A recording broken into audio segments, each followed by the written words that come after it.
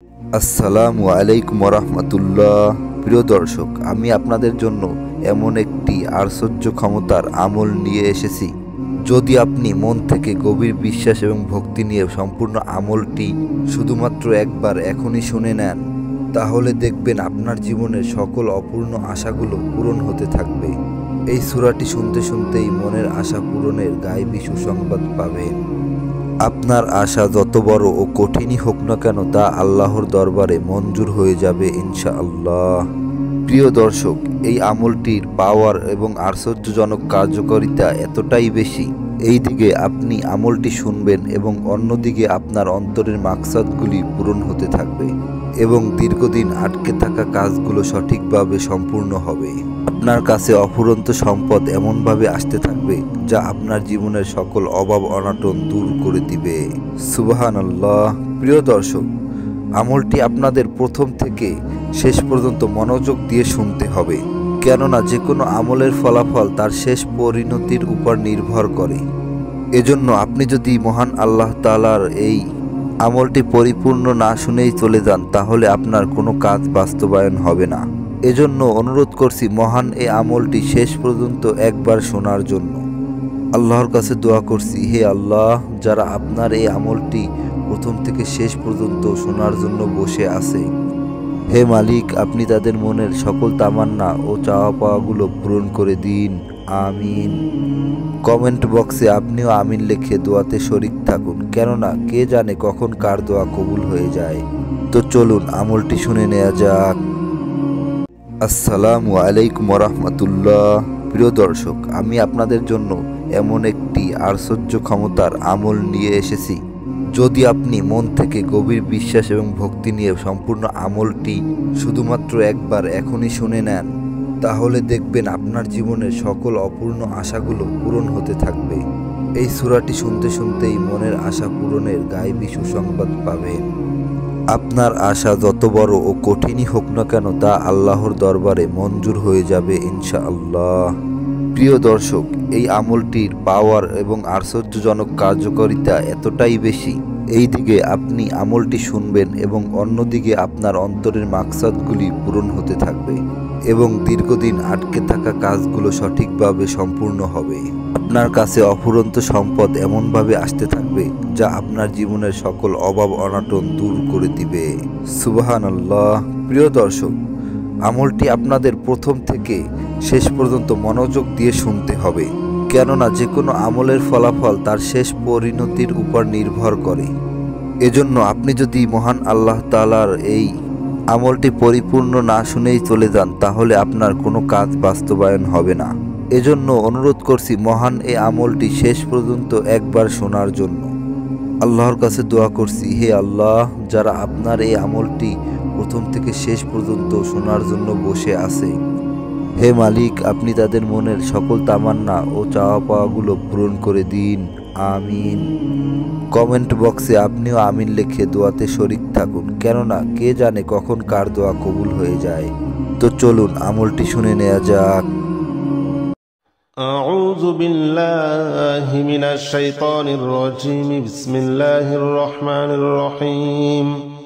حسبنا الله ونعم الوكيل، نعم المولى ونعم النصير. حسبنا الله ونعم الوكيل، نعم المولى ونعم النصير. حسبنا الله ونعم الوكيل، نعم المولى ونعم النصير. حسبنا الله ونعم الوكيل، نعم المولى ونعم النصير. حسبنا الله ونعم الوكيل، نعم المولى ونعم النصير. حسبنا الله ونعم الوكيل، نعم المولى ونعم النصير. حسبنا الله ونعم الوكيل، نعم المولى ونعم النصير. حسبنا الله ونعم الوكيل، نعم المولى ونعم النصير. حسبنا الله ونعم الوكيل، نعم المولى ونعم النصير. حسبنا الله ونعم الوكيل، نعم المولى ونعم النصير.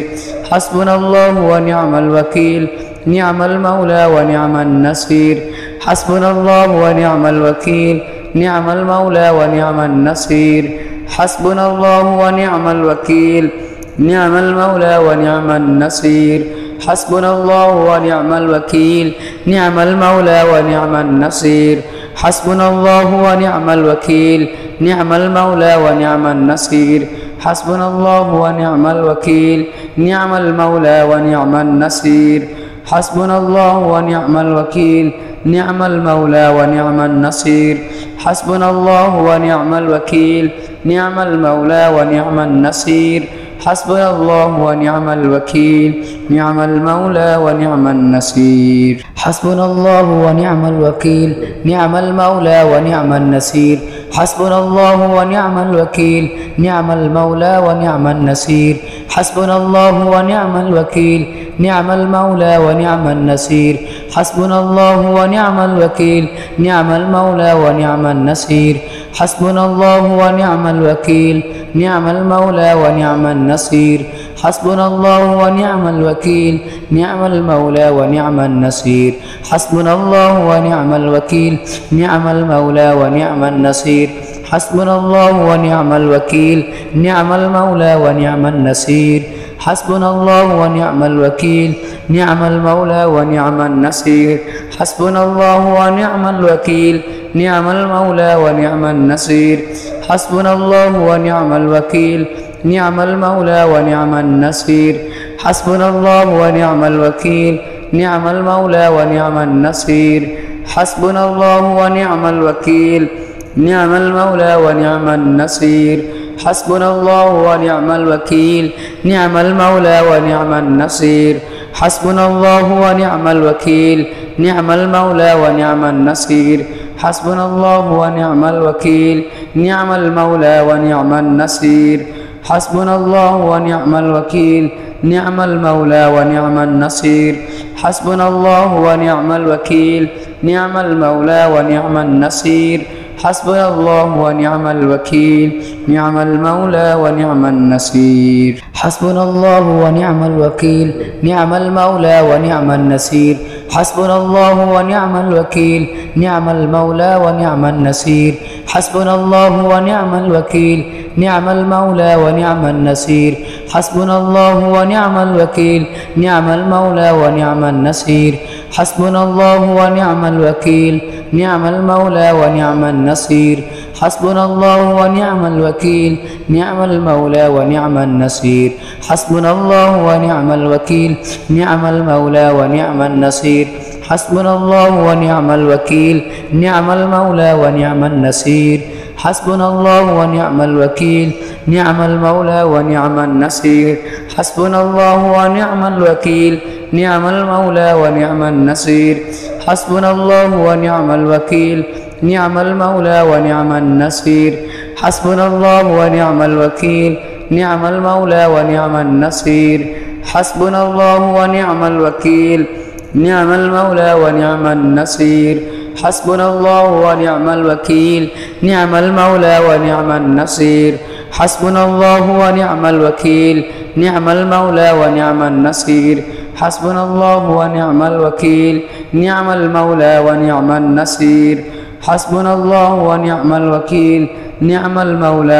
النصير حسبنا الله ونعم الوكيل نعم المولى ونعم النصير حسبنا الله ونعم الوكيل نعم المولى ونعم النصير حسبنا الله ونعم الوكيل نعم المولى ونعم النصير حسبنا الله ونعم الوكيل نعم المولى ونعم النصير حسبنا الله ونعم الوكيل نعم المولى ونعم النصير حسبنا الله ونعم الوكيل نعم المولى ونعم النصير حسبنا الله ونعم الوكيل نعم المولى ونعم النصير حسبنا الله ونعم الوكيل نعم المولى ونعم النصير حسبنا الله ونعم الوكيل نعم المولى ونعم النصير حسبنا الله ونعم الوكيل نعم المولى ونعم النصير حسبنا الله ونعم الوكيل نعم المولى ونعم النصير حسبنا الله ونعم الوكيل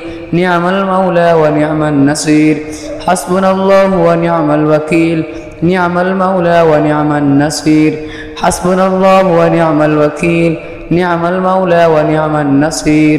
حسبنا الله ونعم الوكيل نعم المولى ونعم النصير حسبنا الله ونعم الوكيل نعم المولى ونعم النصير حسبنا الله ونعم الوكيل نعم المولى ونعم النصير حسبنا الله ونعم الوكيل نعم المولى ونعم النصير حسبنا الله ونعم الوكيل نعم المولى ونعم النصير حسبنا الله ونعم الوكيل نعم المولى ونعم النصير حسبنا الله ونعم الوكيل نعم المولى ونعم النصير حسبنا الله ونعم الوكيل نعم المولى ونعم النصير حسبنا الله ونعم الوكيل نعم المولى ونعم النصير حسبنا الله ونعم الوكيل نعم المولى ونعم النصير حسبنا الله ونعم الوكيل نعم المولى ونعم النصير حسبنا الله ونعم الوكيل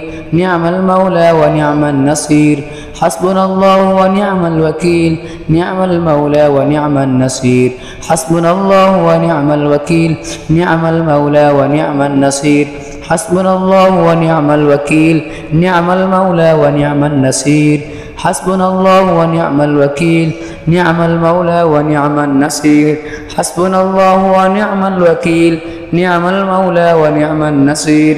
حسبنا الله ونعم الوكيل نعم المولى ونعم النصير حسبنا الله ونعم الوكيل نعم المولى ونعم النصير حسبنا الله ونعم الوكيل نعم المولى ونعم النصير حسبنا الله ونعم الوكيل نعم المولى ونعم النصير حسبنا الله ونعم الوكيل نعم المولى ونعم النصير حسبنا الله ونعم الوكيل نعم المولى ونعم النصير حسبنا الله ونعم الوكيل نعم المولى ونعم النصير حسبنا الله ونعم الوكيل نعم المولى ونعم النصير حسبنا الله ونعم الوكيل نعم المولى ونعم النصير حسبنا الله ونعم الوكيل نعم المولى ونعم النصير حسبنا الله ونعم الوكيل نعم المولى ونعم النصير حسبنا الله ونعم الوكيل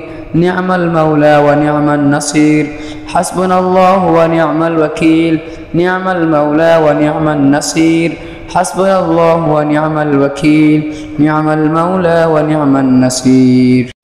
يا رشيد جل جلاله صل وسلم على النبي الرشيد يا رشيد جل جلاله صل وسلم على النبي الرشيد يا رشيد جل جلاله صل وسلم على النبي الرشيد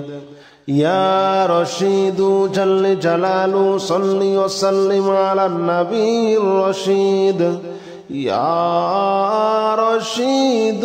جل جلاله صل وسلم على النبي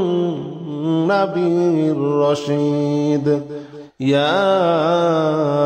رشيد جل جلاله صل وسلم على النبي الرشيد يا رشيد جل جلاله صل وسلم على النبي الرشيد يا رشيد جل جلاله صل وسلم على النبي الرشيد يا رشيد جل جلاله صل وسلم على النبي الرشيد يا رشيد جل جلاله صل وسلم على النبي الرشيد يا رشيد جل جلاله صل وسلم على النبي الرشيد يا رشيد جل جلاله صل وسلم على النبي الرشيد يا رشيد جل جلاله صل وسلم على النبي الرشيد يا رشيد جل جلاله صل وسلم على النبي الرشيد يا رشيد جل جلاله صل وسلم على النبي الرشيد يا رشيد جل جلاله صل وسلم على النبي الرشيد يا رشيد جل جلاله صل وسلم على النبي الرشيد يا رشيد جل جلاله صل وسلم على النبي الرشيد يا رشيد جل جلاله صل وسلم على النبي الرشيد يا رشيد جل جلاله صل وسلم على النبي الرشيد يا رشيد جل جلاله صل وسلم على النبي الرشيد يا رشيد جل جلاله صل وسلم على النبي الرشيد يا رشيد جل جلاله صل وسلم على النبي الرشيد يا رشيد جل جلاله صل وسلم على النبي الرشيد يا رشيد جل جلاله صل وسلم على النبي الرشيد يا رشيد جل جلاله صل وسلم على النبي الرشيد يا رشيد جل جلاله صل وسلم على النبي الرشيد يا رشيد جل جلاله صل وسلم على النبي الرشيد يا رشيد جل جلاله صل وسلم على النبي الرشيد يا رشيد جل جلاله صل وسلم على النبي الرشيد يا رشيد جل جلاله صل وسلم على النبي الرشيد يا رشيد جل جلاله صل وسلم على النبي الرشيد يا رشيد جل جلاله صل وسلم على النبي الرشيد يا رشيد جل جلاله صل وسلم على النبي الرشيد يا رشيد جل جلاله صل وسلم على النبي الرشيد يا رشيد جل جلاله صل وسلم على النبي الرشيد يا رشيد جل جلاله صل وسلم على النبي الرشيد يا رشيد جل جلاله صل وسلم على النبي الرشيد يا رشيد جل جلاله صل وسلم على النبي الرشيد يا رشيد جل جلاله صل وسلم على النبي الرشيد يا رشيد جل جلاله صل وسلم على النبي الرشيد يا رشيد جل جلاله صل وسلم على النبي الرشيد يا رشيد جل جلاله صل وسلم على النبي الرشيد يا رشيد جل جلاله صل وسلم على النبي الرشيد يا رشيد جل جلاله صل وسلم على النبي الرشيد يا رشيد جل جلاله صل وسلم على النبي الرشيد يا رشيد جل جلاله صل وسلم على النبي الرشيد يا رشيد جل جلاله صل وسلم على النبي الرشيد يا رشيد جل جلاله صل وسلم على النبي الرشيد يا رشيد جل جلاله صل وسلم على النبي الرشيد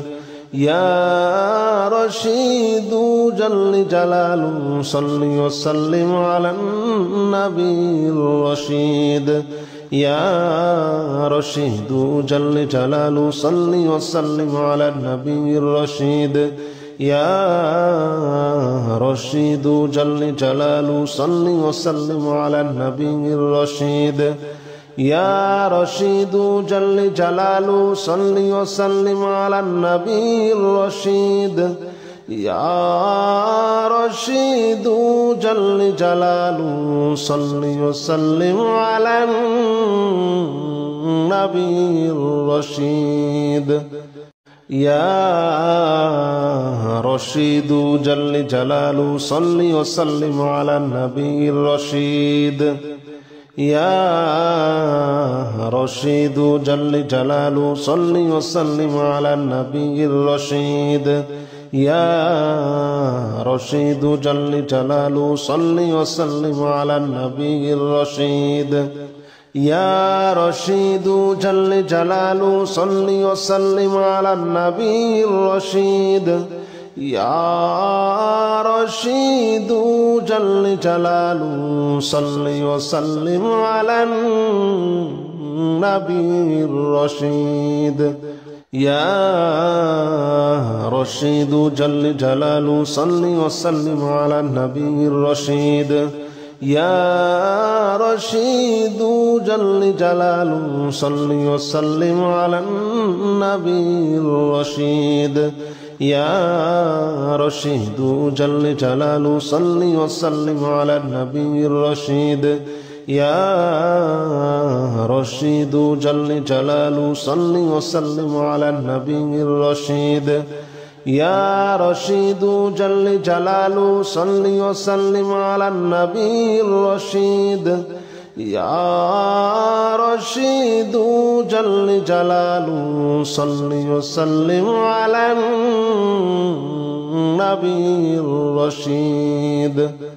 أستغفر الله الذي لا إله إلا هو الحي القيوم وأتوب إليه أستغفر الله الذي لا إله إلا هو الحي القيوم وأتوب إليه أستغفر الله الذي لا إله إلا هو الحي القيوم وأتوب إليه أستغفر الله الذي لا إله إلا هو الحي القيوم وأتوب إليه أستغفر الله الذي لا إله إلا هو الحي القيوم وأتوب إليه أستغفر الله الذي لا إله إلا هو الحي القيوم وأتوب إليه أستغفر الله الذي لا إله إلا هو الحي القيوم وأتوب إليه أستغفر الله الذي لا إله إلا هو الحي القيوم وأتوب إليه أستغفر الله الذي لا إله إلا هو الحي القيوم وأتوب إليه أستغفر الله الذي لا إله إلا هو الحي القيوم وأتوب إليه أستغفر الله الذي لا إله إلا هو الحي القيوم وأتوب إليه أستغفر الله الذي لا إله إلا هو الحي القيوم وأتوب إليه أستغفر الله الذي لا إله إلا هو الحي القيوم وأتوب إليه أستغفر الله الذي لا إله إلا هو الحي القيوم وأتوب إليه أستغفر الله الذي لا إله إلا هو الحي القيوم وأتوب إليه أستغفر الله الذي لا إله إلا هو الحي القيوم وأتوب إليه أستغفر الله الذي لا إله إلا هو الحي القيوم وأتوب إليه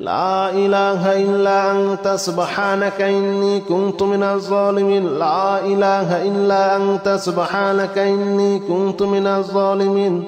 لا إله إلا أنت سبحانك إني كنت من الظالمين لا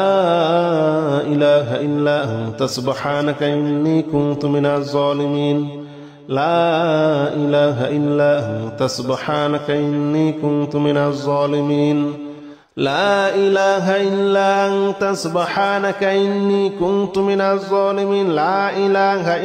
أنت سبحانك إني كنت من الظالمين لا إله إلا أنت سبحانك إني كنت من الظالمين لا إله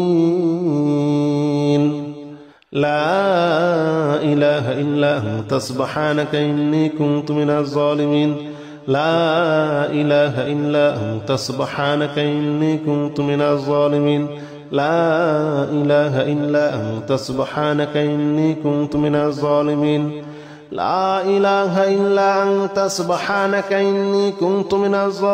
لا إله إلا أنت سبحانك إني كنت من الظالمين لا إله إلا أنت سبحانك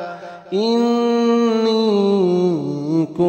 كنت من الظالمين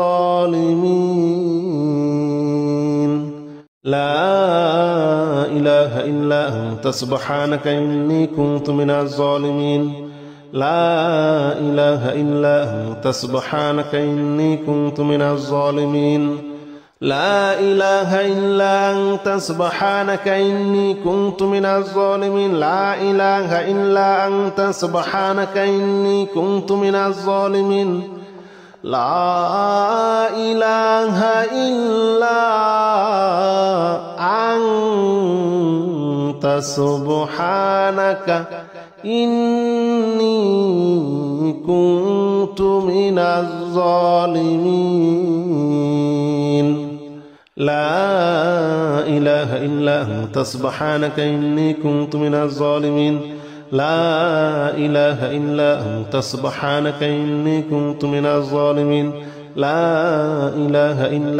سبحانك إني كنت من الظالمين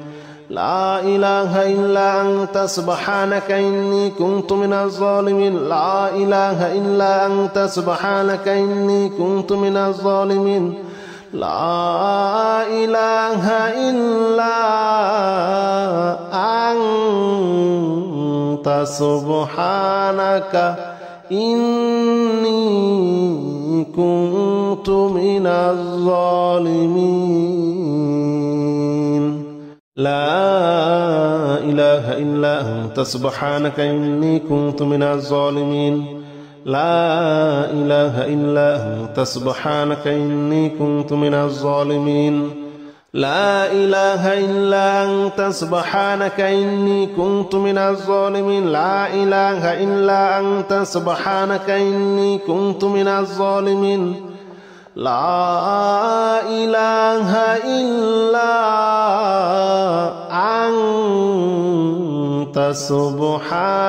إله إلا أنت سبحانك إني كنت من الظالمين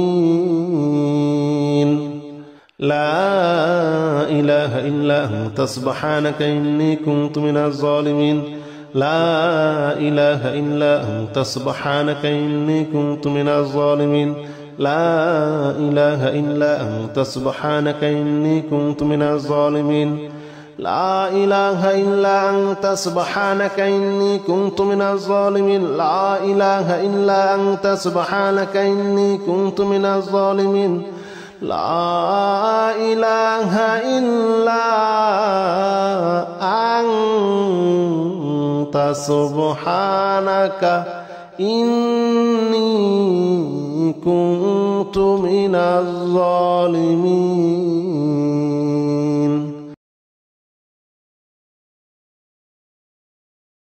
الله لا إله إلا هو الحي القيوم لا تأخذه سنة ولا نوم له ما في السماوات وما في الأرض من ذا الذي يشفع عنده إلا بإذنه يعلم ما بين أيديهم وما خلفهم ولا يحيطون بشيء من علمه إلا بما شاء وسع كرسيه السماوات والأرض ولا يؤوده حفظهما وهو العلي العظيم. الله لا إله إلا هو الحي القيوم لا تأخذه سنة ولا نوم له ما في السماوات وما في الأرض من ذا الذي يشفع عنده إلا بإذنه يعلم ما بين أيديهم وما خلفهم ولا يحيطون بشيء من علمه إلا بما شاء وسع كرسيه السماوات والأرض ولا يؤوده حفظهما وهو العلي العظيم. الله لا إله إلا هو الحي القيوم لا تأخذه سنة ولا نوم له ما في السماوات وما في الأرض من ذا الذي يشفع عنده إلا بإذنه يعلم ما بين أيديهم وما خلفهم ولا يحيطون بشيء من علمه إلا بما شاء وسع كرسيه السماوات والأرض ولا يؤوده حفظهما وهو العلي العظيم. الله لا إله إلا هو الحي القيوم لا تأخذه سنة ولا نوم له ما في السماوات وما في الأرض من ذا الذي يشفع عنده إلا بإذنه يعلم ما بين أيديهم وما خلفهم ولا يحيطون بشيء من علمه إلا بما شاء وسع كرسيه السماوات والأرض ولا يؤوده حفظهما وهو العلي العظيم. الله لا إله إلا هو الحي القيوم لا تأخذه سنة ولا نوم له ما في السماوات وما في الأرض من ذا الذي يشفع عنده إلا بإذنه يعلم ما بين أيديهم وما خلفهم ولا يحيطون بشيء من علمه إلا بما شاء وسع كرسيه السماوات والأرض ولا يؤوده حفظهما وهو العلي العظيم.